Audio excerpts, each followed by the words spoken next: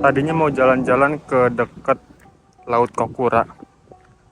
Di sini malah nemu taman, teman-teman.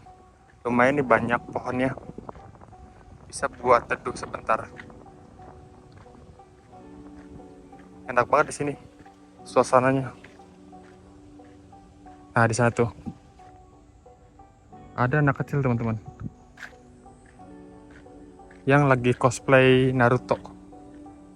Kayaknya sih lagi bikin video TikTok ya. Beberapa waktu yang lalu saya sempat bertanya-tanya, kira-kira kota yang sekarang saya tinggali ini seperti apa ya kota di Indonesianya? Nah, setelah saya mencari tahu di internet, itu seperti gabungan antara kota Surabaya, kota Bandung, dan kota Yogyakarta, teman-teman. Jadi ini kita sambil jalan-jalan ya ke salah satu tempat yang belum pernah kita kunjungi. Oke teman-teman, jadi ceritanya saya hari ini habis ngambil barang titipan dari teman Indonesia yang baru saja datang ke Jepang. Nah, jadi sebelum pulang, saya mau nyempetin sekalian buat video seperti ini. Pada saat interview dengan perusahaan Jepang dulu, saya tuh nggak pernah kepikiran kalau ditempati di prefektur Fukuoka, tepatnya di kota Kitakyushu, teman-teman. Nah, ada beberapa poin yang menurut saya itu valid sih, seperti yang dikatakan internet. Nah, kota ini tuh mirip dengan kota Surabaya, lalu kota Bandung, dan juga kota Yogyakarta. Nah, salah satu contohnya seperti yang ada di depan saya, yaitu stadion. Ini Stadion Mikuni World Stadium yang letaknya di kota Kitakyushu dekat dengan laut, teman-teman. Seperti di Surabaya juga ada nama Stadion Gelora Bung Tomo, lalu di Bandung Gelora Bandung Lautan Api, dan di Yogyakarta Stadion Maguwo Harjo.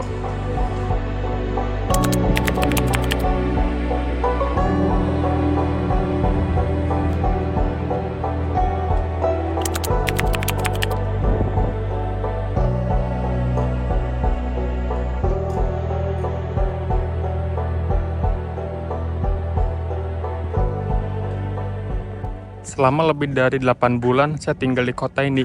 Kota ini tuh nyaman, teman-teman. Orang-orang yang tinggal di sini tuh gaya hidupnya cenderung lebih santai. Lalu untuk biaya hidupnya juga itu relatif murah. Jadi kita sekalian jalan-jalan juga nih, teman-teman, ke sebelah sana. Nah, di sebelah kiri ini tuh semacam kayak pelabuhan. Nah, di sana juga ada kapal-kapalan. Entah ini ada kapal yang baru bersandar apa akan pergi nih.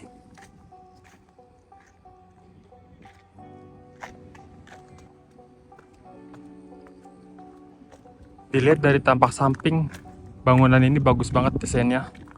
Lalu menggunakan cat warna yang menurut saya itu elegan banget. Nah, kita ngintip sebentar, teman-teman. Itu bagian dalamnya, bagian tribun, dan sepertinya sedang dilakukan perawatan rutin karena ada penyiraman air di dalam. Tapi stadion ini tuh kecil, teman-teman. Jadi saya habis jalannya dari arah sana, ujung sana ke sini, itu kayaknya cuma beberapa puluh meter atau ratus meteran doang. Lalu di sebelah utara, nah ini pintu utaranya, ada gang kecil seperti ini yang entah mengarah kemana ya.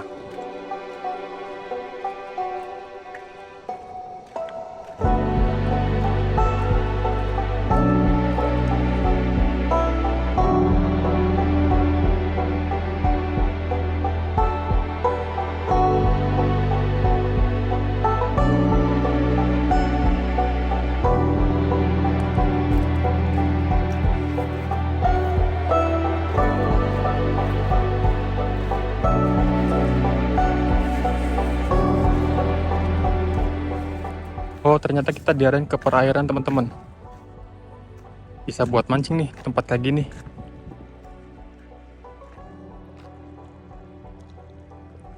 Stadion ini tuh letaknya mepet banget ya dengan laut. Jadi sebelahnya itu langsung tempat sandaran kapal. Dan untuk jenis bangunannya itu bangunan terbuka, teman-teman. Jadi apabila ada bola yang tendangannya kenceng banget ke arah sana, udah pasti keluar ke arah air.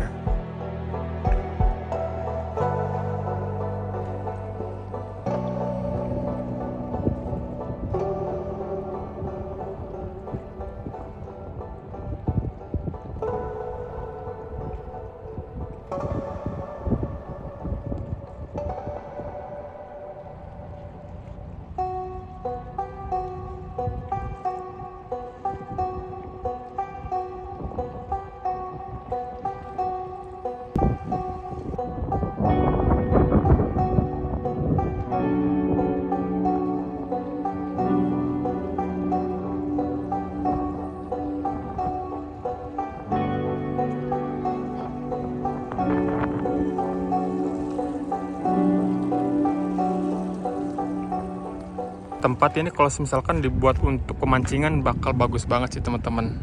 Bagus karena pemandangannya. Di sebelah kanan cenderung pemandangan kota, di sebelah kiri cenderung pemandangan alam dengan gunung-gunung yang banyak ya teman-teman. Nah, cuma saya tuh nggak bawa pancingan dan juga nggak ada hal yang pengen saya lakukan di sini. Jadi kita kembali lagi ke jalan yang tadi teman-teman. Bicara tentang sisi lain seperti bandara, di prefektur Fukuoka juga terdapat bandara teman-teman. Malahan ada 2 bandara. Yang pertama itu bandara Fukuoka, yang kedua itu bandara Kitakyushu. Nah, untuk yang paling dekat letaknya berada di bandara Kitakyushu, kurang lebih sekitar 15 kilometeran saja. Nah, bicara tentang warga lokal di sini, itu kalau kita misalkan iseng-iseng mau nyapa, biasanya disapa balik teman-teman.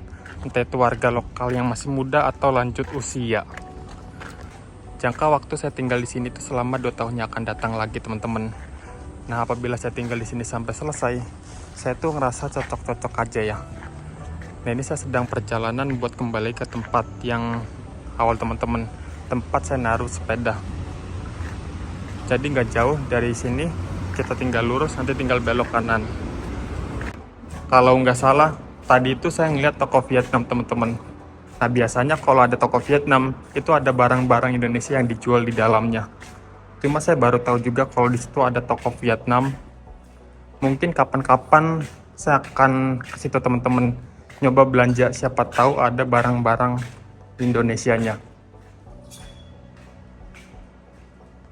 Oh iya, buat nanti gak tahu sempet gak tahu enggak, di tanggal 13 Agustus, tepatnya di Mojiko, itu bakal diadakan acara Hanabi teman-teman, acara kembang api terbesar. Nah, Mojiko itu letaknya gak jauh dari tempat tinggal saya.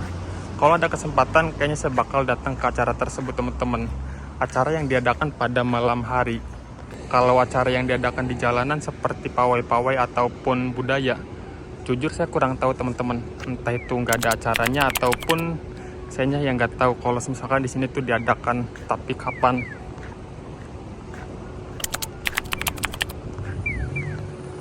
Jadi sekarang itu udah jam setengah 6 sore, tapi matahari masih tinggi aja nih teman-teman. Dan suhu yang saya rasakan juga masih kerasa hangat gitu.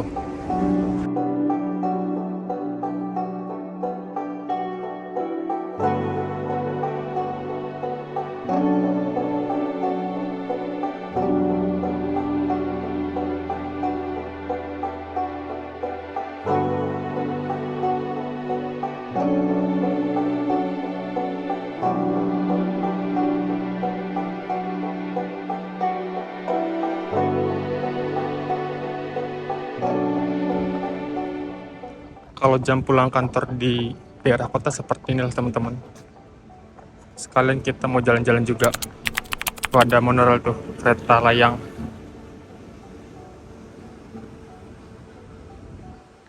Rutenya cuma dari stasiun Kokura sampai dengan stasiun Kikugaoka aja teman-teman. Memang kalau dilihat dari tampilan tuh beda jauh ya dengan kota-kota yang di Indonesia. Tapi suasana yang dirasakan itu emang gak beda jauh teman-teman. Hidup di sini tuh berasa kayak santai teman-teman. Jadi nggak ada yang harus diburu-buruin. Beda dengan ibu kotanya.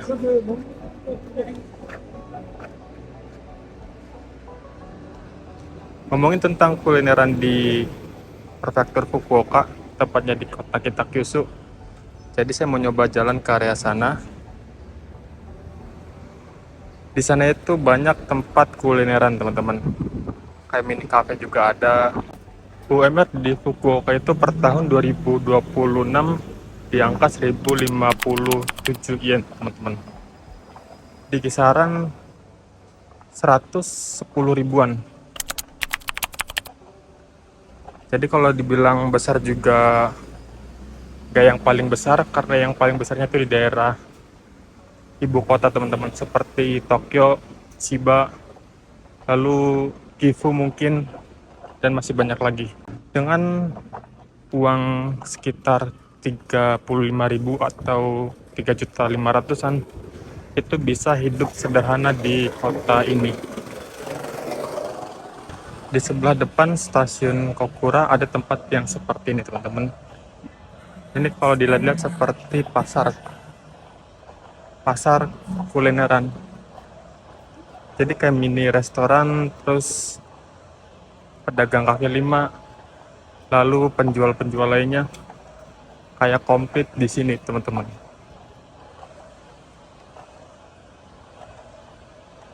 Kadang tempat yang seperti ini juga jadi tempat apa ya, jalan-jalannya para kerja dari Indonesia. Karena memang disinilah area paling ramai di Kitakyushu.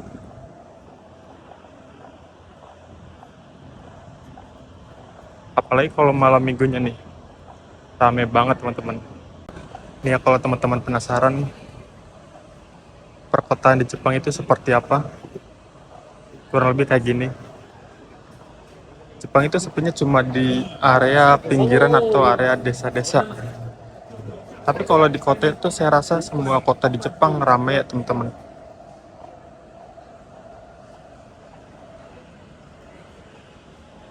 Ciri khas restoran di Jepang tuh kayak gini tuh. Kayak tempatnya itu tempat privasi gitu. Tempat-tempat yang kecil. Nah, ini saya nemu nih. Kaldi Coffee Farm. Di sini tuh saya pernah datang. Itu ada produk Indonesia yang dijual juga teman-teman. Seperti kecap, mie, cuma nggak banyak sih. Nah kalau apa ya, kita berbelanja di situ tuh dikasih kopi gratis ya teman-teman. Jadi sesuai dengan namanya. Tadi ada yang menggunakan nama kopi. Buat teman-teman yang belum tahu, di Jepang itu ada sistem beli kartu gratis HP teman-teman. Nah kayak gini, harganya 1 yen. Itu kalau dirupiahkan 100 rupiah. Jadi sistemnya itu kita bayar langganan kartu tiap bulan, cuma agak mahal sih. Nantinya bakal dapat handphone gratis ya teman-teman. Setelah membayar 1 yen, itu udah dapat kartu dan juga udah dapat handphonenya. Nah buat pilihan handphonenya saya kurang tahu ya, ada handphone apa saja. Jadi saya tuh punya teman, dia pernah nyoba kayak gitu. Tapi dia dapatnya handphone Android Samsung kalau nggak salah. Tapi beneran bayar 1 yen aja teman-teman. Kalau dirupiahkan 100 rupiah. Ya tinggi-tingginya 110 rupiah.